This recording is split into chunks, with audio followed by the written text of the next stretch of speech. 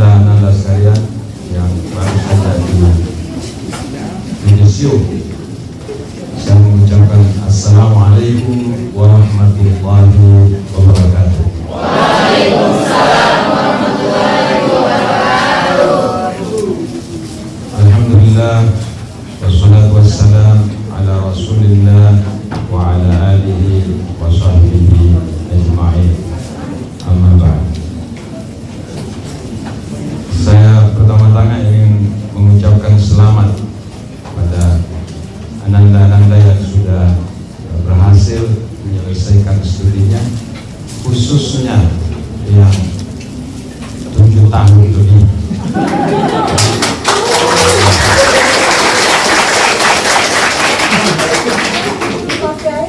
Saya bisa merasakan, ya, saya juga punya anak yang kuliah, dan untuk menunggu anak selesai 1 tahun itu bukan hal yang mudah. Dan kami juga pasti para pendidik bukan hal yang mudah mendampingi kalian selama 7 tahun. Tapi yang kami perlu syukuri, kalian luar biasa loyalitasnya dan komitmennya, meskipun terlambat tapi sampai.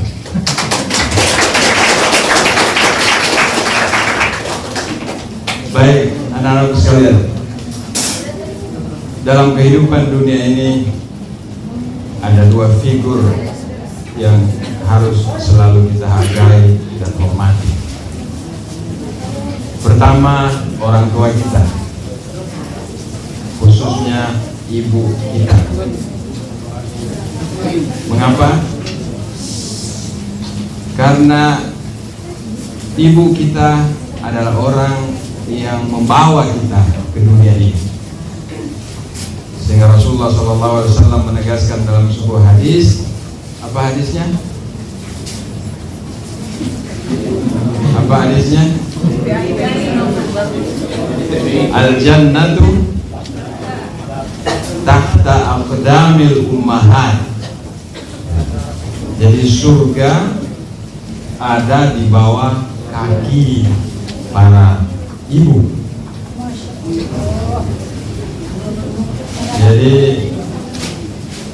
nah mungkin judul, kalau saya kasih judul ceramah saya pagi ini menjelang siang, saya mungkin kasih judul pendidikan menuju kebahagiaan yang abadi.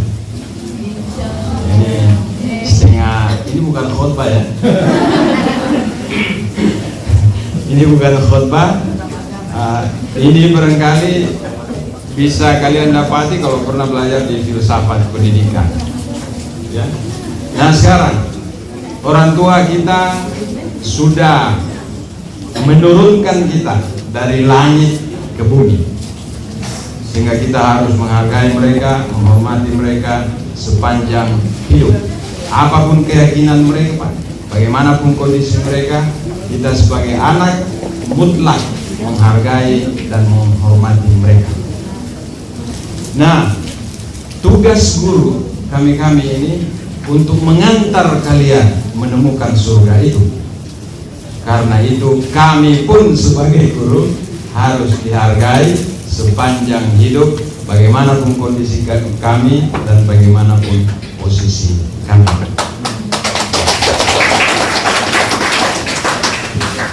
Jadi sia-sialah usaha orang tua kita menurunkan kita dari langit kalau kita tidak menghargai guru mereka yang akan mengangkat kita kembali dari bumi ke langit.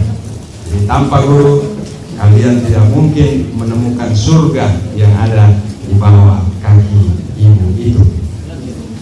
Anak-anakku sekalian, hanya pendidikan. Ini saya baca sedikit. Artinya saya lumayan berhati-hati. Saya biasa kalau orasi begini jarang mencatat. Tapi kali ini saya berusaha untuk mencatat. Anak-anakku sekalian, hanya pendidikan yang diberikan oleh guru-guru yang memahami hakikat hidup dan menjalani hidup yang hakiki dapat mengantarkan murid-muridnya menjadi orang-orang yang memuliakan guru-gurunya, memuliakan memuliakan dirinya dan memuliakan orang-orang di sekitarnya. Lalu apa hakikat hidup ini? Tahu hakikat hidup ini? Yang yudisium cum laude tadi, so ketemu dengan hakikat hidup ini, ya. Mohon diperhatikan baik-baik. Sebagaimana saya katakan tadi, ini bukan ceramah, ini bukan khotbah, ini adalah pengetahuan yang sebenar-benarnya pengetahuan bagi mereka yang menempuh pendidikan Islam. Para pendahulu kita, mereka berkelana dari satu guru ke guru lain, dari satu negeri ke negeri lain, hanya untuk belajar tentang hakikat hidup. Hanya itu yang mereka cari. Setelah mereka mempelajari dan memahaminya, mereka mulai melakukan eksperimen menjalani hidup yang hakiki. Karena itu mereka menjadi pribadi-pribadi yang bahagia dalam dirinya. Kebahagiaannya tidak bersumber dari luar dirinya. Jadi mulai saja jangan cari kebahagiaan di luar diri kalian. Cari kebahagiaan itu dalam diri kalian. Segala kondisi yang ada di sekelilingnya sulit dan lapang tidak mampu merenggut kebahagiaan yang mereka rasakan. Mereka tidak pernah pesimis menjalani hidup ini. Mereka selalu bahagia menapaki perjalanan panjang ini. Kami sangat berharap kami semua, guru-guru kalian dan kalian akan menjalani hidup seperti ini. Perasaannya bersih, kata-katanya bersih, tingkah lakunya mulia, bahkan matinya pun sangat mulia, ditangisi penduduk bumi dan penduduk langit. Wahai ananda-anandaku, sungguh beruntung orang-orang yang mengenali hakikat hidup ini lalu menjalaninya dengan baik. Kalau mengenal lalu tidak menjalani juga kurang baik. Tapi sungguh celaka kita-kita yang bergelar S1, S2, S3, bahkan profesor, tapi belum mengenal apa dan bagaimana menjalani hidup yang hakiki ini. Tahun ini penduduk bumi ini memecahkan rekor 8 miliar. Wow, bayangkan 8 miliar itu banyak sekali. Dan dari 8 miliar itu kurang lebih 2 miliar beragama Islam. Tapi kita semua tahu bumi ini diambang kehancuran. Setidaknya karena 3 masalah utama. Manusia suka bakalain. Manusia suka bakalain. Sekarang di Ukraina Anda dengar, di Timur Tengah di sana, di mana-mana, bahkan di lingkungan sekitar kita, banyak yang suka bakalain. Manusia suka merusak lingkungan, bongkar sini, bongkar sana, akhirnya pemanasan global. Buang sampah sini, buang sampah situ, akhirnya banjir sana sini. Banyak produk lembaga pendidikan yang menganggur alias menjadi beban bagi orang lain. Ini yang perlu digarisbawahi juga. Setelah kalian meninggalkan kampus ini sebagai alumni, harapan kami jangan menambah beban bumi.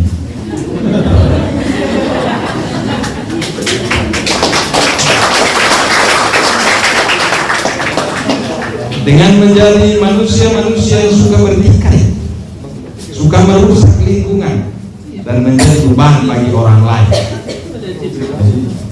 Itu diingat, jangan menjadi beban bagi orang lain. Hakikat hidup ini adalah, ini sering kita dengar, hakikat hidup ini ada pada kalimat La ilaha illallah. Tahu itu? Tahu? Alhamdulillah. Jadi kita dari Allah, kita ada di atas permukaan bumi ini sebagai khalifah untuk mengabdi kepada Allah, dan kita akan kembali kepada Allah bahagia atau sengsara. Hanya 2 pilihan, tidak ada pilihan ketiga. Nah sekarang mau milih yang mana? saya juga mau bahagia. Nah, anak-anakku adalah tugas utama segala bentuk pendidikan untuk mengantar setiap anak didiknya pada kebahagiaan dunia dan akhirat. Ini standar, ini bukan standar 9 ini dalam akreditasi. Ya, ini standar sesungguhnya. Semua pendidikan yang gagal mengantarkan anaknya menemukan kebahagiaan dunia dan akhirat, kebahagiaan pendidikan itu gagal. Dan mudah-mudahan pendidikan yang kita usahakan di sini senantiasa mengantarkan kita itu bahagia dunia dan akhirat. Amin. Kalaulah anak-anak gagal menemukan kebahagiaan itu, artinya telahlah kami gagal mendidik kalian menjadi manusia yang sesungguhnya. Untuk itu kami semua memohon maaf yang sebesar-besarnya. Anak-anakku, kalian adalah generasi penerus kami. Mohon tidak mengulangi kesalahan kami dalam mendidik anak-anak generasi penerus kalian. Ketahuilah anak-anakku, kunci sukses pendidikan Rasulullah SAW, panutan kita semua, adalah pengenalan dan pendekatan beliau yang komprehensif. Beliau telah menyampaikan banyak isyarat soal pendidikan yang sesungguhnya, tetapi kita sering lalai dan tidak peduli dengan isyarat itu. Beliau pernah menegur para sahabat yang terlalu asyik dengan kehidupan spiritual, lalu mereka mau berpuasa sepanjang masa, tidak mau menikah lagi. Artinya manusia bukan hanya makhluk rohani, tapi juga jasad fisik yang menjadi kendaraan bagi manusia rohani atau manusia batin. Jadi kita ini, pertama kita ini fisik. Lalu di lain waktu beliau pernah melarang penduduk Madinah untuk mengawinkan bunga kurma. Apa yang terjadi? Kurmanya tahun itu tidak berbuah. Lalu beliau tahun berikut mengatakan, sekarang kawinkan buah kurma itu. Lalu beliau mengucapkan sebuah ucapan yang sangat dahsyat. Antum a'lamu bi umuri dunyaku. Kalian lebih tahu tentang urusan dunia kalian. Artinya manusia hidup dibekali dengan otak untuk berpikir, mengendalikan diri dan alam sekitar. Di lain waktu beliau bersabda, ala wa inna fil jasadi mudghah. Jasad dengar kan? Ketahuilah bahwa dalam jasad ini ada mudghah, ada daging di sini. Idza saluhat jasadu kullu. Kalau daging ini baik, wa idza fasada jasadu kullu. Kalau dia baik, semuanya menjadi baik. Kalau itu yang rusak, semuanya menjadi rusak. Anak-anakku sekalian, jangan lihat dagingnya. Yang dimaksudkan Nabi adalah isi dari daging itu. Kalau isi daging itu baik, maka semuanya akan baik. Karena itu, apa buktinya? Kenapa yang dimaksudkan adalah isi hati sanubari, bukan daging itu sendiri. Apa buktinya? Nabi siapa yang paling menderita dalam sejarah? Rasul siapa yang paling menderita dalam sejarah? Siapa? Nabi Ayub.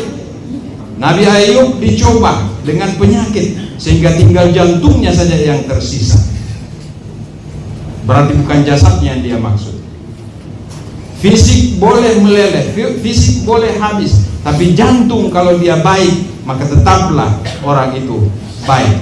Nah, ini yang saya pikir yang perlu mendapat perhatian dari sistem pendidikan kita.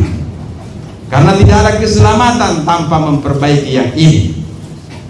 Dan kalau kalian menjadi guru, menjadi pendidik ke depan, mungkin kami gagal membina dan mensuplai itu dengan cara yang baik di institusi ini. Tapi kalau Anda jadi pendidik, maka jadikanlah ini sebagai fokus pendidikan. Karena tidak ada masa depan yang abadi kalau ini yang tidak diperbaiki. Sebagaimana Allah Subhanahu wa taala berfirman, "Yauma la yanfa'u malun wala banun illa man atallaha biqalbin salim." Hari nanti, hari kita dibangkitkan, harta dan anak tidak lagi bermanfaat. Yang akan menyelamatkan kita hanya hati yang sehat, sebagaimana yang disabdakan oleh Rasulullah SAW. Ketiga hadis ini mengisyaratkan bahwa manusia itu pada hakikatnya terdiri dari jasad, pikir dalam otaknya, dan akal dalam hati sanubarinya.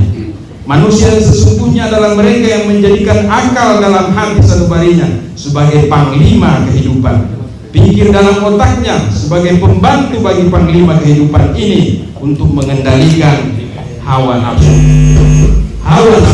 dalam jiwa. Hawa nafsu ini dapat memobilisir, dapat menggerakkan segala potensi emosi dan syahwat serta semua indera dalam anggota badan untuk melawan dan mengalahkan panglima kehidupan kita, yaitu hati sanubari, apabila kita tidak mengontrol dan mengendalikan hawa nafsu ini. Dan bagi saya, inti dari pendidikan ini, kalau kita gagal mendidik orang mengontrol hawa nafsunya, maka pendidikan itu gagal pula. Segala malapetaka kehidupan yang kita rasakan, baik sebagai masyarakat maupun sebagai individu, dulu, sekarang, dan masa yang datang, adalah hasil dari proses pendidikan yang dilakukan tanpa diawali dengan rumusan yang jelas tentang hakikat kehidupan ini. Di dalamnya termasuk hakikat manusia itu sendiri. Jika ingin mendidik manusia, kenalilah hakikat manusia itu terlebih dahulu. Anak-anakku sekali lagi, jangan mengulangi kesalahan kami dalam mendidik kalian. Kalian adalah generasi penerus kami. Sebelum kalian mendidik diri, apalagi mendidik orang lain, kenali dengan baik hakikat manusia itu sebagai salah satu bagian terpenting dalam hakikat hidup ini. Setelah kalian kenali, jadikanlah itu fokus proses pendidikan yang kalian lakukan. Manusia harus menjadi fokus, jangan fokus ke yang lain-lain. Karena tugas pendidikan adalah mencetak manusia yang sesungguhnya. Lembaga-lembaga pendidikan kita sekarang ini sering tidak fokus pada manusia. Anehnya, para pendidik, mungkin termasuk kami, ingin melahirkan manusia-manusia yang utuh. Utuh artinya ilmunya baik, dia berilmu dalam ketakwaannya dan bertakwa dalam ilmunya. Tapi proses dan aktivitas pendidikan yang dilakukan sering melupakan esensi manusia. Saya ingin mengingatkan bahwa hubungan kita dengan segala sesuatu, termasuk dengan sesama manusia, dilingkupi atau berada dalam bingkai hubungan kehambaan kita dengan Allah. Salah satu bentuk hubungan di dalam hidup bingkai besar ini adalah hubungan kita sesama manusia. Ingat, hubungan kita dengan sesama manusia, apapun warnanya, apapun agamanya, harus berada di atas prinsip keadilan. Itu ajaran Al-Quran. Jangan sampai karena kita tidak suka pada seseorang, kita zalimi orang itu. Dalam Al-Quran dikatakan, wala yajrimannakum syana'anu qaumin ala alla ta'dilu. Jangan sekali-sekali kebencianmu terhadap seseorang atau suatu kaum membuat kamu tidak berbuat adil kepada mereka. Kalau Anda mampu melakukan itu, kalau mahasiswa saya di kelas dia buktikan itu, aja semua. So tidak perlu pendidikan. So kelar. Kalau ada orang yang mampu berbuat adil, termasuk kepada mereka yang memusuhi mereka, mereka yang mereka musuhi, itu top. Pendidikan yang kita harapkan adalah pendidikan yang melahirkan manusia seperti itu. Sebagai penutup, saya yakin dengan seyakin-yakinnya bahwa tidak ada proses pendidikan yang berhasil tanpa didasari pengenalan dan pendekatan yang komprehensif tentang hakikat kehidupan dan hakikat manusia ini. Semoga bermanfaat dan sekali lagi selamat atas capaiannya dan semoga bahagia di dunia wal akhirat. Assalamualaikum warahmatullahi wabarakatuh.